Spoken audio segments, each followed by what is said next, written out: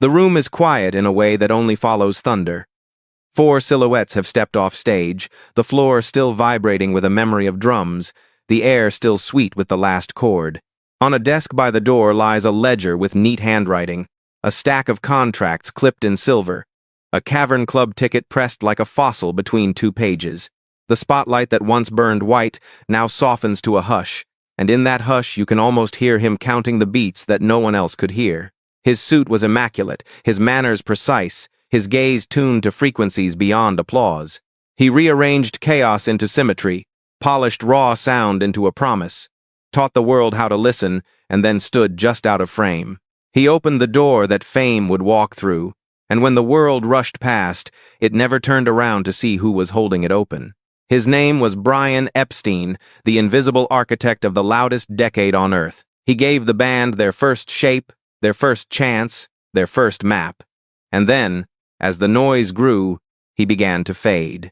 Before the screaming, before the haircuts, before the world learned the word Beatlemania, there was a young man behind a counter in Liverpool. Brian Epstein managed his family's music store, a tidy place filled with sheet scores and gramophones.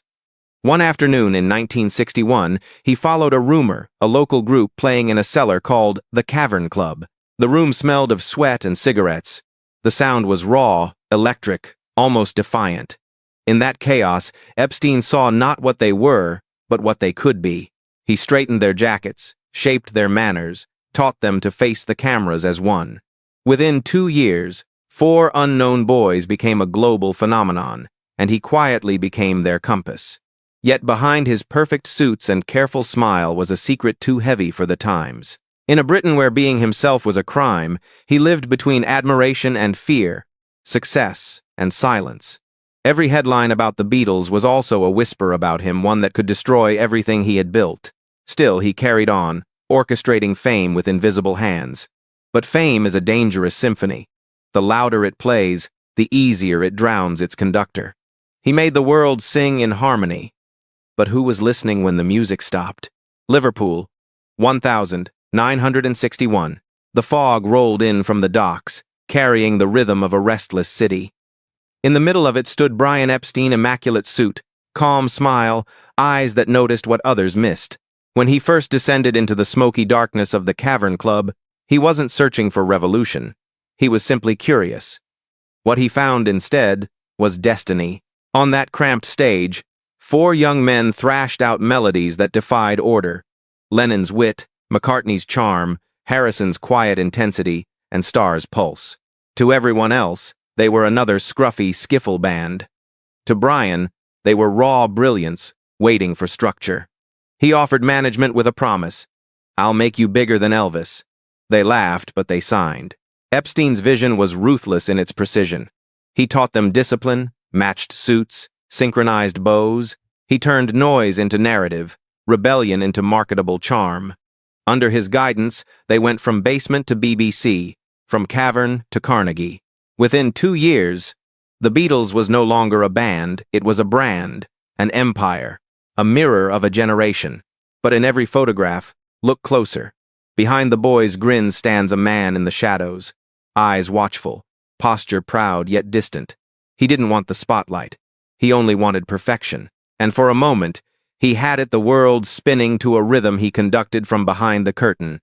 Yet even then, as applause thundered and fortunes rose, Epstein was already learning the cruel paradox of creation. The higher you lift others, the smaller you become in the light. By 1964, the world had lost its quiet. Airports turned into riots, hotel corridors into fortresses, and every scream in every city echoed one name: the Beatles. At the center of the storm, Brian Epstein smiled for the cameras, his polished calm disguising the chaos that fed it. He handled the endless tours, the contracts, the interviews, the mountains of fan mail, all while carrying a secret that could destroy him if spoken aloud. In mid-1960s Britain, homosexuality wasn't scandalous, it was criminal.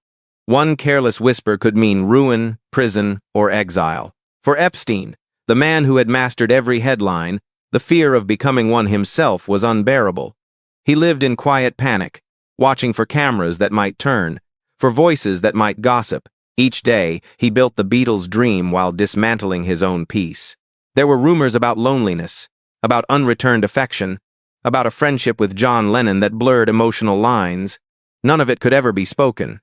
To the public, he was the manager. To himself, he was a man trapped behind the glass of fame, seeing everything, touching nothing. He sought comfort in the rhythm of work and the illusion of control. Every tour became an escape, every deal a shield. But when the tours stopped, when the noise began to fade, his private silence became deafening. Behind closed doors, the perfectionist trembled. The carefully drawn schedules hid sleepless nights. The tailored suits concealed the weight of shame. Fame, once his greatest creation, had turned into a mirror reflecting everything he couldn't be. And though the world called him brilliant, inside, he was quietly unraveling one prescription, one rumor, one sleepless dawn at a time. By 1966, the empire he'd built began to slip beyond his grasp. The Beatles had grown older, restless, searching for meaning beyond fame. Lennon was drawn to rebellion, McCartney to control, Harrison to mysticism. They were no longer boys needing guidance. They were men with voices of their own. And for Brian Epstein, the man who had taught them to face the world being left behind, felt like losing gravity. He tried to keep pace. Lavish parties in London, new ventures in theater, desperate attempts to stay relevant in an industry he once ruled from the shadows. Yet behind each dazzling evening was a quiet dread. The pills that helped him sleep became the ones he couldn't live without. Each bottle blurred the noise, softened the edges of a life that had grown too bright, too heavy. He was still Mr. Epstein in public perfect tie, calm tone, unfailing composure. But in private, friends noticed his hands trembled when he lit a cigarette. He would talk about the Beatles with a mixture of pride and melancholy, like a father describing sons who no longer called home. He had given them the world, but now the world no longer seemed to have a place for him. The press that once adored him had turned its hunger elsewhere. The calls grew fewer, the nights longer. He began to speak of exhaustion, of the need for rest, though everyone knew rest was the one thing fame never allowed. By the summer of 1967, he was barely 32, yet carried the weight of an empire's decline on his shoulders. In a quiet London townhouse, with gold records gleaming on the walls, Brian Epstein faced the one silence he could not control. The 27th of August, 1967. The city outside his window was still humming with the pulse of a new age, color, rebellion, sound. Inside, the room was quiet. Too quiet. The man who had orchestrated the noise of a generation lay surrounded by prescription bottles and cigarette smoke, his phone off the hook, the curtains drawn against the morning light. They found him that afternoon. The official report called it an accidental overdose of barbiturates, a tragic mistake, a restless mind seeking sleep. But those who knew him whispered that Brian Epstein had been fading long before that night. His exhaustion was deeper than fatigue. It was the kind that comes from building a world for others and finding no place in it for yourself. There was no grand farewell, no media storm. The band he had made legends was away in Wales with the Maharishi, hearing the news from a stranger. Lennon would later call it the beginning of the end. Without Epstein, the Beatles lost their center, the quiet presence who had balanced art and ambition, chaos and control. In death, he became what fame had always wanted him to be: invisible. The photographs stopped including him. The articles used the past tense. His name faded from the headlines he once engineered. Only the silence remained heavy, respectful, and unbearably final. He had once said he wanted to be remembered not for what he owned, but for what he created. And so he was, though not by name. In the years that followed, the world mourned the Beatles' breakup as if it were the end of innocence. But long before the band fractured, their foundation had already cracked on the day Brian Epstein left it behind. Without his diplomacy, their unity unraveled. Without his discipline, their chaos returned. By 1970, the dream he had built for them dissolved into lawsuits and silence. Yet traces of him remain, scattered like hidden signatures. In every polished interview, every tailored suit, every moment when fame looked effortless, there was Epstein's ghost. He had taught them not just how to perform, but how to become. It was his intuition that transformed four restless boys into a phenomenon that would outlive them all. Still, history has a way of rewarding the visible. His name slipped from documentaries, his image from album sleeves. For decades, Brian Epstein existed in the margins, the architect without credit, the conductor without a stage.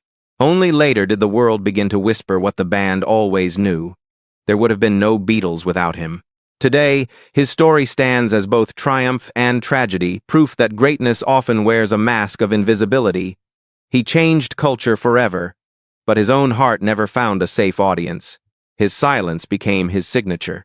And yet, perhaps that was his true design. He wanted perfection, harmony, order, and he achieved it, even if only for a fleeting moment. The world still hums to the music he helped create, unaware that its rhythm was first kept by a man who stood just beyond the spotlight. He gave sound to youth, and youth gave him a fleeting immortality. He never sang a note, yet his silence became the most haunting song of all. Fame remembers the faces in front of the camera, but history is built by those behind it. Brian Epstein was one of them, a man who shaped the century's greatest harmony and was consumed by the silence it left behind. His story is not just about the Beatles, it is about the fragile architecture of genius, the loneliness of those who give everything to others and keep nothing for themselves. He was the shadow that made the light visible. Without him, the stage would have remained a basement, the music, a local echo. Yet when the world turned its lights toward his creation, it left him standing in the dark. In the grand illusion of fame, applause is loud, but gratitude is quiet. Brian heard both until one day, neither. Perhaps the saddest truth is that his dream outlived him, echoing through generations that never learned his name. Still, in every song that begins with the chime of a guitar and ends in quiet wonder, he lingers the invisible rhythm behind a revolution. Because even the brightest spotlight was once lit by his shadow.